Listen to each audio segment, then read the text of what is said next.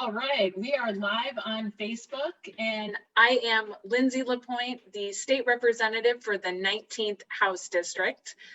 I'm here in my home office in Portage Park, and for those of you who don't know, the 19th House District covers a bunch of neighborhoods on the far northwest side of Chicago, like Jefferson Park, Gladstone Park, Dunning, Portage Park, but the district also covers parts of the suburbs, including parts of Harwood Heights, Norridge, a little bit of Elmwood Park, and a little bit of River Grove. And we are gonna do a brief Facebook Live this afternoon to do a spotlight on a really tremendous local community food pantry called New Hope Community Food Pantry that I had the pleasure of visiting and volunteering at earlier this week. And we're gonna talk with Joe Kerke, who is a big volunteer and a local school social worker, about New Hope. And the way that I met Joe was about a month and a half ago when my team, in partnership with Senator Martwick and Alderman Nick Spasata, was doing an event on food accessibility, and we were highlighting another food pantry, St. Cyprian, and the Greater Chicago Food Depository. And Joe proactively reached out to us to share information about the good work of New Hope and the food insecurity that he sees at the local school that he's a social worker at. So I got to meet him in person on Monday when my team did some really fun volunteering at New Hope, and we wanted to put the spotlight on him to learn more rather than just reading. Let's do a little video. So thank you so much for joining us today, Joe. Absolutely, Lindsay. Thank you for having me. Our pleasure. First, let's hear about you and tell us a little bit about who you are. Okay, so just a little bit about me. My name is Joe Kerke. Professionally, I am the social worker at Union Ridge School, and that's located in Harwood Heights. And then I'm also the board president at New Hope Community Food Pantry. Got it. Dual role and overlapping roles for sure, for sure. I love that you are the school social worker. I used to do social work. It's a profession that's very near and dear to my heart. So great to talk to you today. And the fact that you're not just on the board, you're the board president. And that takes leadership and consistency. So thank you for that work. Tell us more about New Hope Community Food Pantry. So that's kind of a two-part answer too, because it's our pre-COVID pantry and our current COVID-19 pantry. So pre-COVID, and just as it sits in itself, we are an emergency food pantry. We serve 5 local zip codes to our area. We're located at 7115 West Hood in Chicago. We have distribution every Tuesday from 9:30 to 11:30. Clients can expect roughly a 5 to 7 day supply of food when they come by to the pantry. Prior to COVID, we had a number of other services at our pantry as well. We have a chic boutique, which houses clothes for clients. We also help clients with SNAP application benefits. We also have some partnerships with a local hospital, Amita Health, which does some blood pressure monitoring checks and also gives clients some other health tips as well. However, since COVID-19 has sprung upon us, this pandemic, we have solely been focused on providing food to clients, and we've seen significant increases in those who need food during this time. So when COVID-19 happened, we dramatically had to change our operation from having clients come inside. We really pride ourselves on being a client choice pantry. And what that means is that when you come to our pantry during typical operations, it's set up very much like a grocery store where you get to select and choose different items. But currently we are pre-making bags, and Lindsay, you were part of that actually on Monday, you and your team, really fun. Well, and it's a lot of work too. And I have to say, you worked too, you and your team. We put you to work, and you guys definitely held your own. But what we do now is we provide clients with roughly 4 bags of food items every Tuesday. So on Monday, our volunteers like yourself come in and they pack these bags. So clients get a 1 bag of non-perishable foods, which is your canned foods, noodles, pastas, peanut butter and jelly. We also have another bag of fresh produce, fruits and vegetables, as well as bread, another bag of meat items, chicken, beef, pork, fish, and then another bag of dairy that all goes out to clients. So clients get 4 of those bags of food. And, you know, as a pantry, we really pride ourselves on not just being a pantry that's open, but really providing a quality product to our clients.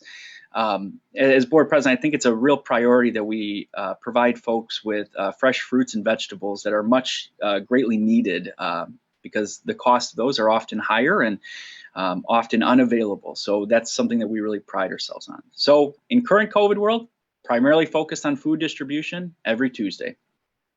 Awesome. One of the things I learned when I was there, well, 2 things that I was really impressed with and shows how the pantry is able to be flexible during the times of COVID. First of all, you do deliveries.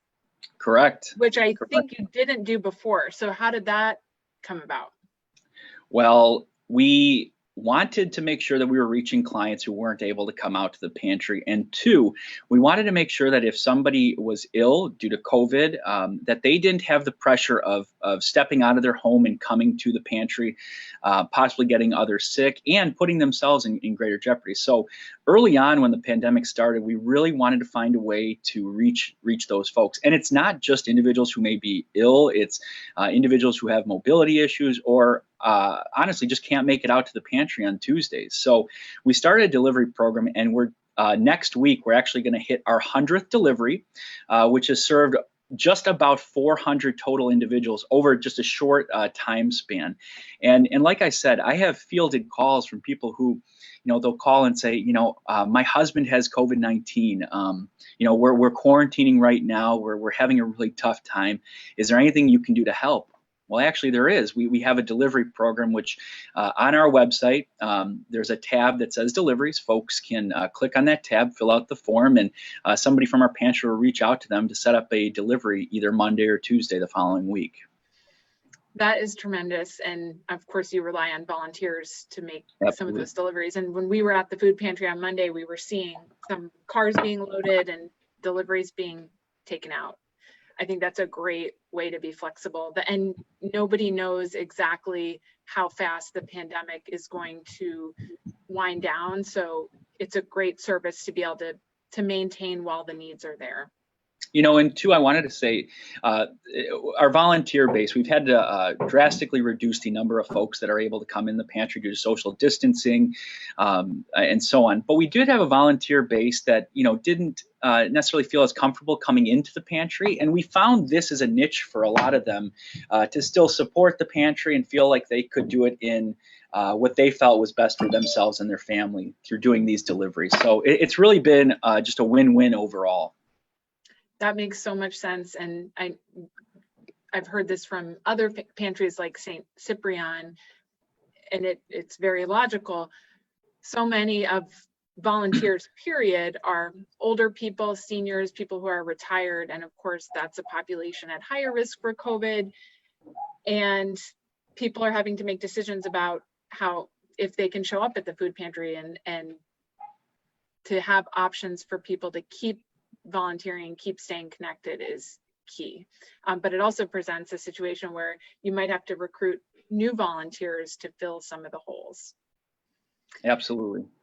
So another quick thing that I learned that I want you to touch on so we can hear about it is that some of your produce, super fresh, actually comes from a garden at a local hospital. Can you tell us a little bit more about that? This is correct. So we, it was a few years ago, developed a partnership with Amita Health and some other organizations. And there is actually a community garden on site at Amita Resurrection Health Hospital. And they grow, it's quite a sight to see. And this week, I think they brought in think it was radishes maybe to the pantry that went into all the bags.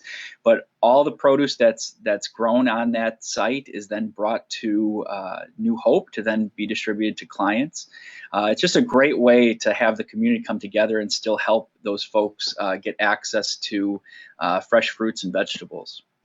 It's so awesome. I love that for many, many reasons, but just one of them is it recognizes that hospitals and our medical systems shouldn't just be about acute health crises. It really, we should be thinking about health as holistic, and how making sure people have access to healthy food, such as things being grown on the premises, in a community garden, at a hospital.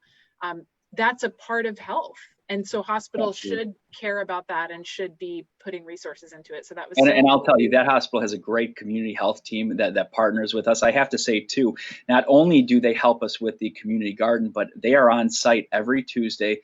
And what they do is they help clients with social distancing, and they also screen all the clients to make sure that if they have any symptoms, that we can provide them food in a different way. So we are so grateful to the nurses that are on staff there, and they're really hands-on at our pantry as well.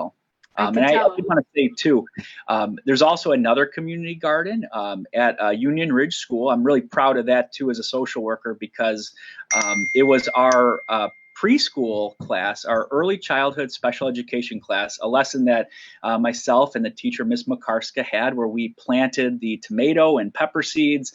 The kids dug their hands in and they learned about the sun and water, and they planted them themselves, and each week they got to see them grow and grow. And those fruits and vegetables will also be coming to the pantry as well. The kids will not forget that lesson. Those are the types of things that I remember from when I was in school. It's a great way to learn. When we've been on remote learning, the kids loved seeing the pictures that I was able to send them of us watering them, and each week seeing them grow and grow. It was just a great experience. Okay, I want to touch real quick on SNAP benefits, because you mentioned that, and that is something kind of AKA food stamps. The new word that we use for it is SNAP benefits, and it's something that I'm really familiar with based on my work in the social work field, but also in my role as a state representative. We're constantly connecting people to assistance, and right now it's a lot of unemployment and food assistance. And I think that food stamps or SNAP benefits is something a lot of people don't know about. Can you just give us a little more detail on what that resource is and how it's adequate or not adequate, and how that fits in with what you do at the food pantry? Yeah, I actually heard you kind of talking with some volunteers at the pantry similar to that. So families who find themselves eligible are able to gain access to SNAP benefits, which covers a few $100s of assistance for them. However, the challenges with that is the total amount of money that they do get is often not adequate enough to help meet their needs overall for that month. So they really are reliant on making really tough choices. And I think that's the thing, especially with COVID-19, is that families are having to make really challenging decisions right now on how they use their financial resources. And with more and more families that were affected economically because of COVID-19, we've seen more and more folks, first-time visitors to the pantry, or new desired applicants to SNAP benefits. I know I personally was helping a number of families apply for that recently. While it doesn't supplement all the need, it does help quite a bit for those families. Yeah, and I will underscore that it doesn't fill all the need. And just as a quick example that I like to share, because I think it honestly blows people's minds. There are plenty of people out there who are on a fixed income, oftentimes because they're receiving Social Security, disability, a lot of our senior population, and their monthly check will be around $800 a month, maybe $900 a month. And as a single person, if that's your monthly income, you do qualify for food stamps, but not the full amount.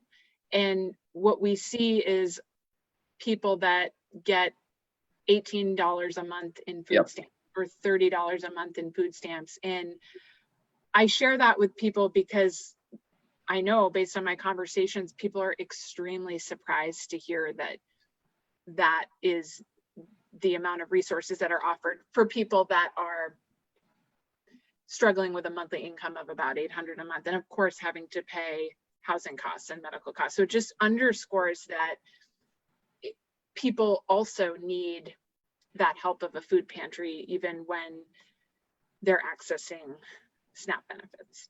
Well, and I think that's a great example too, Lindsay, because you're right on. And then you talk about with those resources that they do have, the types of food that they're able to buy too, and what they do have access to, because then it makes those fruits and vegetables and some of those higher priced, maybe healthier items really unobtainable, which is not good to the overall health and well-being for them too. So, I think that really hits on, the challenges and needs that you're talking about, especially in your role.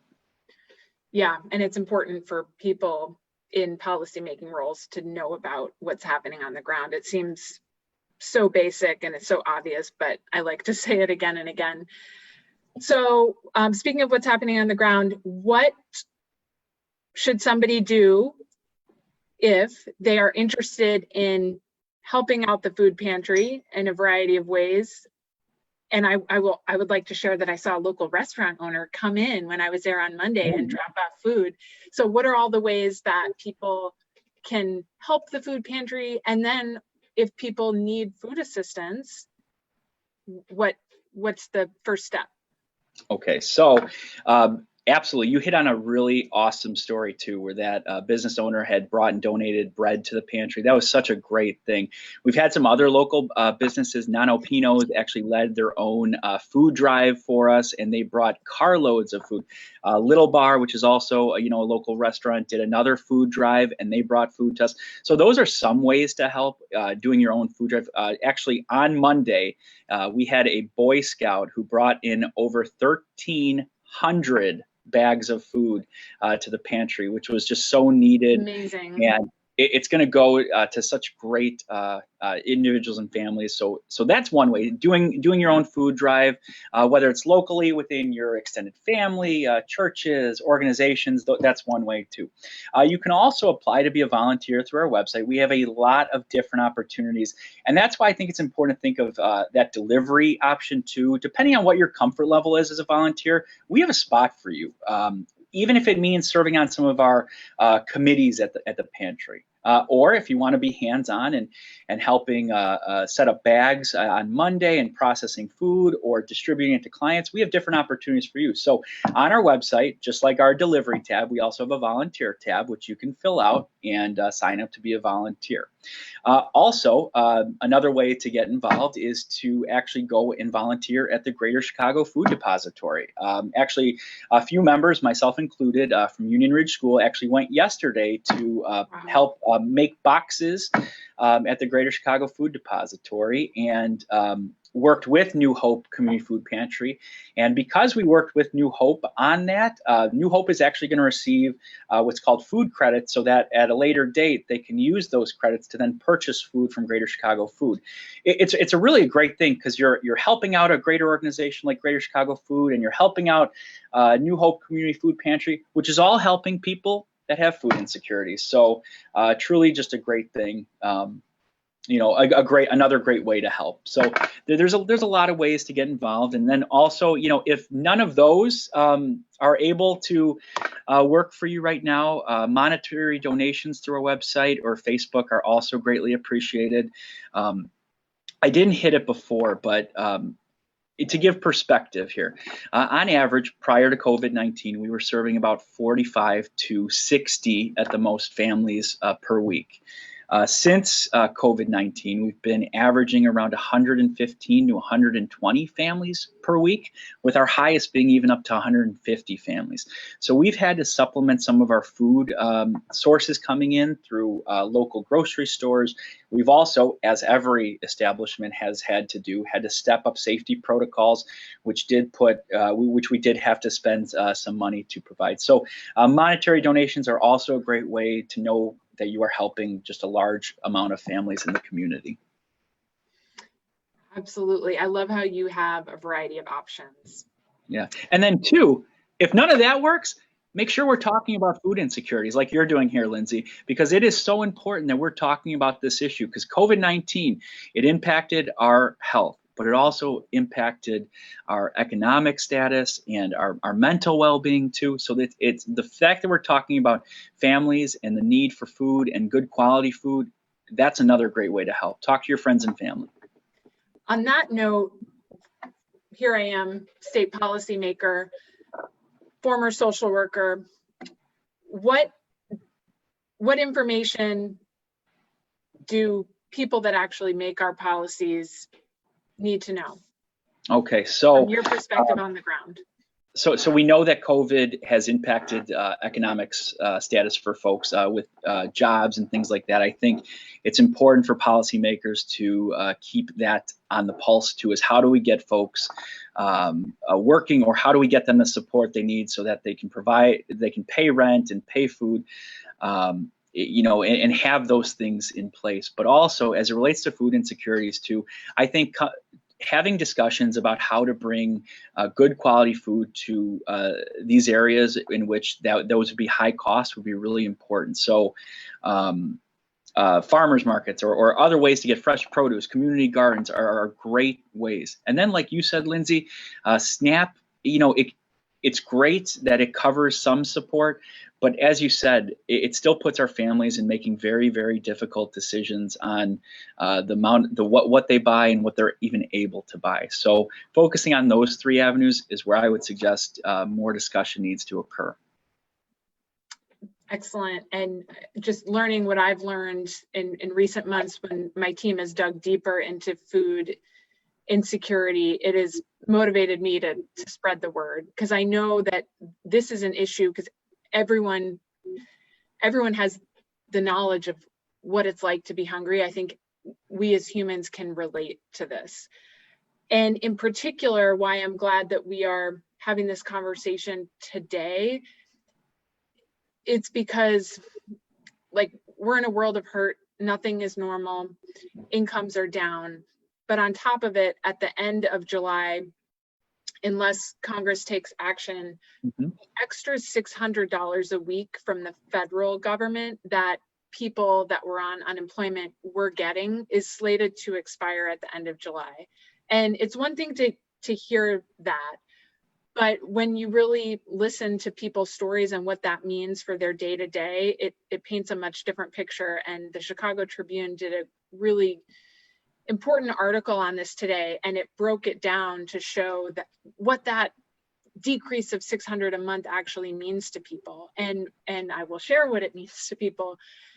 If we take away that $600 a month, it means that people who are eligible for unemployment are now only eligible for 47% of what their weekly paycheck was when they were working, with a cap of, it's about, I think about 400 something a week. So I think everyone has an idea of what housing costs are and what food costs are.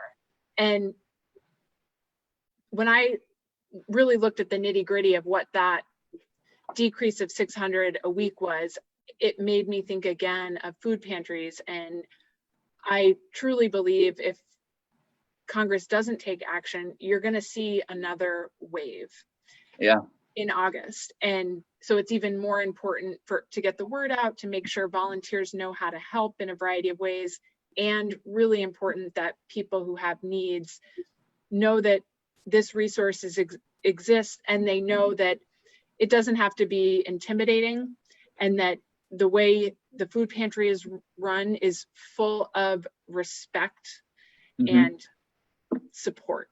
So extra important. I love talking to our families, especially the new ones that come by. You hit on some really, really great points. And as a pantry, we've actually talked about the potential increase that we could see because of that. I think as policymakers have some really challenging decisions right now, there's a lot of anxiety that people are feeling just overall with COVID-19. And if there's one thing that we can help them reduce anxiety with and give people that security that they need right now, I encourage more discussion to be on that, because it's really a tough world right now, and people need, some support for sure. They and we certainly do. I know that I will be back at the food pantry because it was an important thing to do, but it was also really fun, and it gave me the opportunity to learn more and to build relationships with all your committed volunteers. So we'll certainly be back. As we close out, do you want to say what the website is again so people know exactly where to go? And also, I'm sorry to throw this one on you, but we talked Sure. about the 5 zip codes. Can you just share what those neighborhoods are so people can connect the dots of what your area is? Yes, so our service area is zip codes 60630, 60631, 60646, 60656, and 60706, which is that Harwood Heights, Norridge area.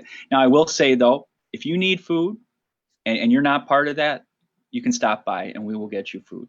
However, I did want to say too that on the Greater Chicago Food Depository website, there might be a local pantry that's a little closer to you. You can go on there and type in your zip code and find a pantry that's closer to you.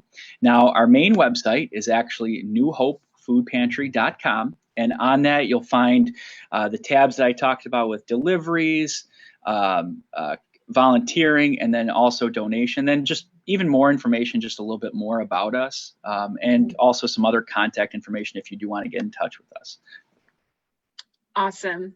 Thank you so much, Joe. We thought we might talk for 5 to 10 minutes, but turns out there's so much good stuff to talk about that we wanted to go on for what, 20 or 30 minutes? How long has it been? It's been about 30 minutes because this is such an important issue and you're a perfect person to talk about it. So thank you. Thank you for highlighting this too. Thank you. It's our pleasure. We'll continue to do it, and have a good rest of the week. You too. Take care, Lindsay. Bye, Joe.